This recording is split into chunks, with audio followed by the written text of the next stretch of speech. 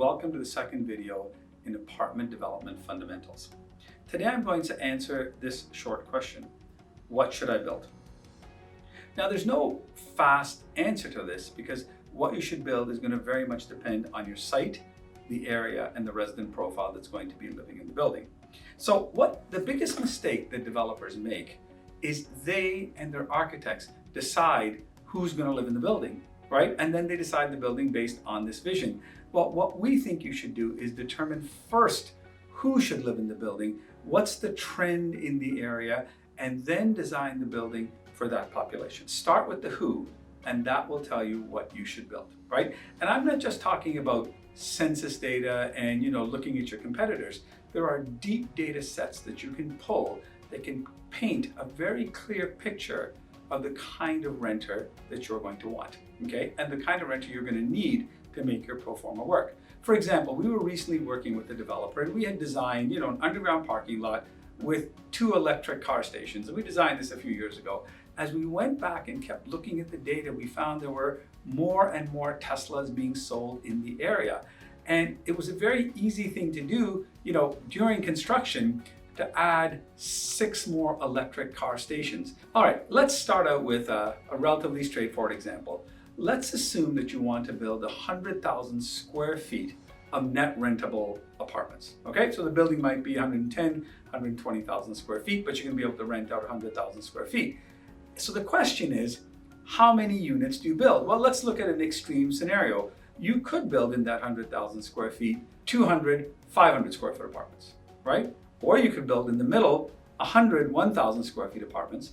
Or on the other side of it, you could build 52,000 square foot apartments. Well, what's the correct answer? Well, the correct answer is, where is the building and what is the demographic and the resident profile going to be? So if you are in a downtown, urban, transit-oriented, cool, gentrified space, then maybe your average square footage is 500 square feet, okay? But your apartments are going to be highly amenitized, your amenities are going to be way over the top, right? And it's going to be a cool building. The lobby might look like a W Hotel, right?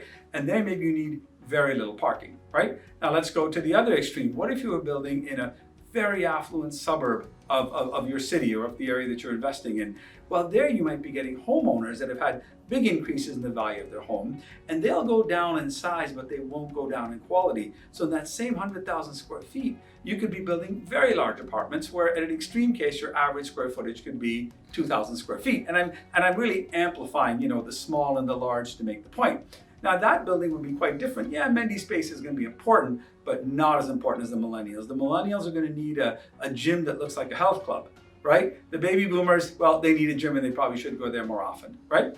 And then you could be building something in the middle in a suburban urban location where maybe your average square footage would be around 1,000 square feet. But the point I'm trying to make here is when you look at what you should build, it's so area dependent. Now in that same 100,000 square feet, you might ask, well, what's your unit mix? Well, obviously, if you're building very small apartments, you're going to be building a large percentage of apartments going to be bachelors and studios or 1-bedroom apartments. So maybe 80% at an extreme could be those smaller units, and then 20% could be very efficient 2-bedroom. Now, if you're building at the other extreme where you're building 52,000 square foot apartments, and there you're probably going to have, 0 studios, right? You're going to have maybe some one bedrooms, few, but a lot more large 2-bedrooms and 2-bedrooms and dens, and maybe even some 3-bedrooms, right? And the amenity space is going to be different because the resident profile is going to be different. And now, how do you determine how much amenity space you should have? So first, amenities are important, right? When you're selling a condominium, you're selling the steak. When you're selling an apartment building, you are selling the sizzle, right? And so you need to have amenity space, you need to have common areas and lobbies and things like that. But it surprises most people when I tell them that the apartment needs better amenities than the condo. And they do, because you're going to sell that condominium once, but you're going to keep that apartment building for the rest of your life or for the rest of the purchaser's life, right? And with turnover being 20, 30% per year, you need to sell 20 to 30% of your building every year, and your amenities is part of that sales space. And when we're talking about amenities, people say, well, how much amenities should you put in? Well, again, that's going to depend on your resident profile. But I think a rough rule of thumb is maybe, 20, 30 square feet per unit of indoor amenity space. Now, obviously, as your apartment community grows larger, You can amortize, the cost of the amenities over more units, so it gets cheaper, and you can probably put in less square footage per unit because people are sharing the space. Parking, that's a very, very important decision that you're going to make. If you build too little parking, it's going to be a tough lease up, right? If you build too much parking, then what do you do with that excess space, right? Because you only need so many spaces, and if you build more, there's not much you can do with them. So for parking, don't think of the municipal guideline as your guideline. Sometimes if the municipality says build 1 parking spot for every apartment, you may need more than that, okay? And sometimes if the municipality says you need 0.8 parking for every unit, you may need less than that. So we think that parking is a very important decision, and you can determine the amount of parking you need by looking at the data, looking at your competitors, and understanding what's going on in terms of transit and future transit. If you're building a large site, let's say it's 1,000 units, okay? Well, typically you have to build your parking first, and that's a very expensive proposition. So here you have to build enough parking for 1,000 units. Let's say you'd have to build 1,400 parking spots, and then you started building your 2 or 3 towers that go on top of it.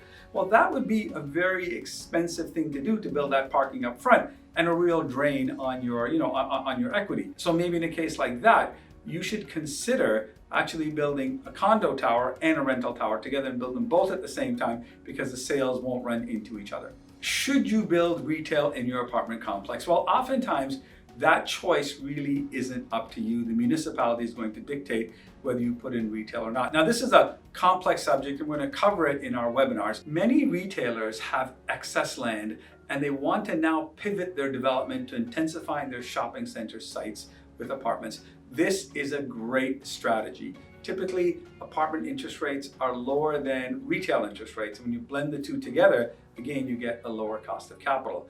But retailers make certain mistakes because they are retailers. So what we're going to do is, at the end of this video, I'm going to scroll on the screen the 9 typical mistakes that retailers make when they develop apartments, and we'll flush that out with you at a later date. Stay tuned for our next video, where we're going to talk about apartment demand and how you determine apartment demand. We'll see you in a bit.